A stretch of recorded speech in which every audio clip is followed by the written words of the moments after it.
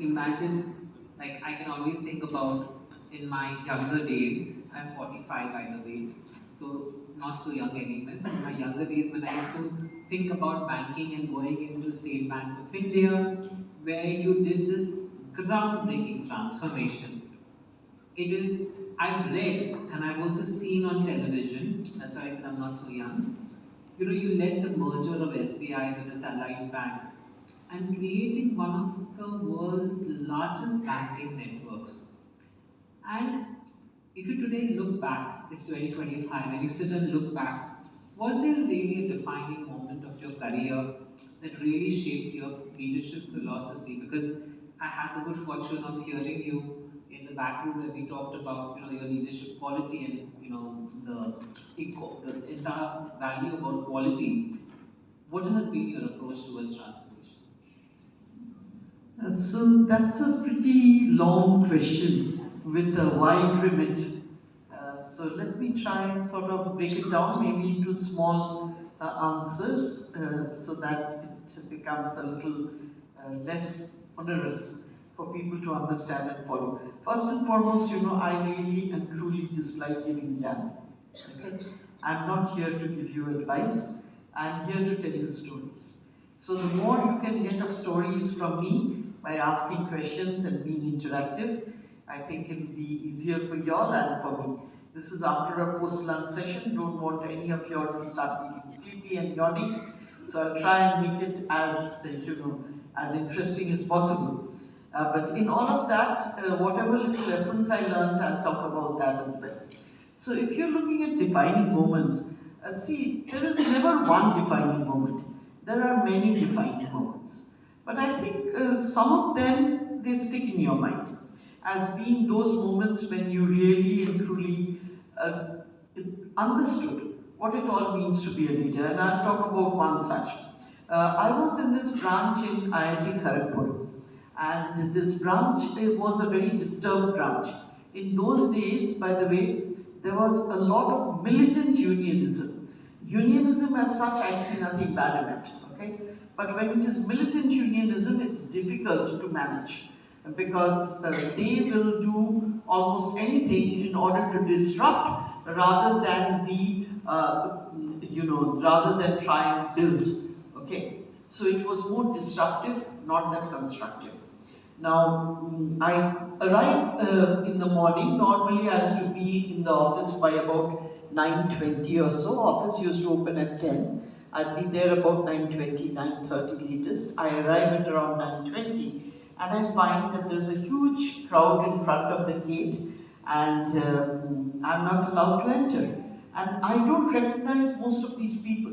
Okay, they're not our people, meaning they're not our employees. And then amongst all of that crowd, I recognize one or two people who are part-time employees in our canteen. And they tell me that we will not open unless you make these part-time employees full-time immediately. Unless we get a confirmation that you're going to do this, we are not going to allow you to enter. And at that point, Kharagpur was controlled by a regional office in Burdwan, not even Calcutta. And we didn't have mobile phones. This was still the age when we had to book the trunk calls, okay, the STDs and stuff like that. They were just beginning to come.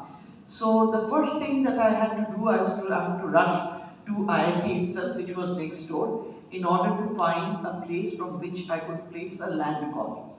And even when I placed the land call and it went to my controller, who's the regional manager, he could hardly hear me because the trunk call is being routed to Calcutta and then on to Burdwan. Line was not great. He could hardly hear me. And then when he did hear of it, he said, "Look, you are the person on the ground. You have to take a call.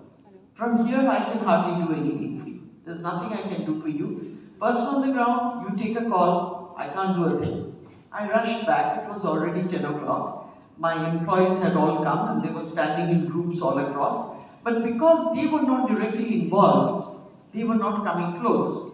They were all scattered all around and they were waiting for me in order to take the lead. So I go up to them and I try and negotiate. And these people, by the way, are all outsiders. They have nothing to lose. So the kind of language they use, the kind of aggression and aggressive body language that they use is intimidating, to say the least. And like they literally are very aggressive, not willing to talk, they just want results, and obviously I can't give those results. So the next I do is, I don't even have a transport at that point of time. Normally my husband used to drop me to the branch, so I have no transport. I take a rickshaw and I rush to the nearest police station. And I tell the police station, this is the problem. Can you please do something about it and help me open the branch? And what happens is that the police tell me, what's the flag that they are flying? So I asked them, this is Bengal, and you are asking what flag they are flying. Do I really have to tell you what flag they are, working under? So they say, yeah, we understand. In that case, we can't do anything to him. Okay? So I'm stuck with the fact, and then as I come back, there are these IIT people, and they are saying we need money to run the organization. Please allow us to get in the money. I have no way of getting into the branch. I have nobody else to support me, and I'm trying to cast my mind around as to who the hell can support me. And then it suddenly struck me, one of my batchmates had resigned from the bank and had joined the IPS. And I knew that he had been posted to Mindapur. So I put a call through to him and tell him that, look, your office over here, that is your Thana over here, is refusing to help me out because they are saying they're flying a particular flag. I have to give money to IIT, I'm not able to get in, and there is this whole horde of outsiders who are having a wildcat strike which is highly illegal. They can't stop a facility like a bank. What the hell am I to do? Please, can you help me out? And he says, okay, I'll speak to the Thana in charge, you go back to the Thana. So I go back to the Thana and he receives a call, and because he is an IPS officer posted in Midnapur, he says, okay, I will help you. Now by the time all this happens, it's already 2:30 in the afternoon, okay? And so he says, okay, we will do that, we'll do a lathi charge and we'll get you into the branch, get into the police jeep, sit over there and we will take you in. And I go in the police jeep, they do a lathi charge, they open the branch, and then I get in the jeep, and I tell some of my people to follow, a few of them follow, not all of them. We come in, and then we open the branch, and obviously by 2:30 it's already past cash hours, so I can't open the cash anymore, but we do a few transactions amongst ourselves to show that the bank was open. But that day, what it taught me was, first and foremost, you have to rely upon yourself.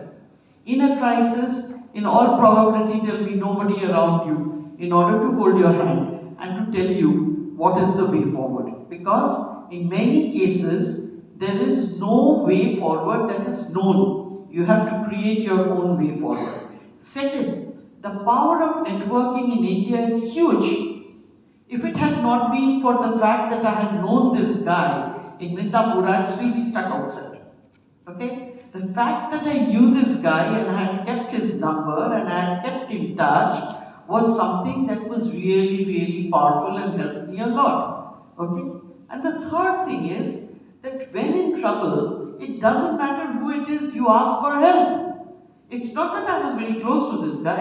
He was hardly there for a month or maybe 3-4 months before he left and joined the IPS. But the fact that, I didn't hesitate to lift a phone and ask him for help, these are things that are very basic lessons we must learn for ourselves. You need to persist in a career, you need to be able to stay on in a career. We better learn these lessons from every single incident that you come across, okay? So this incident was something that sort of, became for me a defining moment when I realized what is the power of the network, how important it is to ask for help.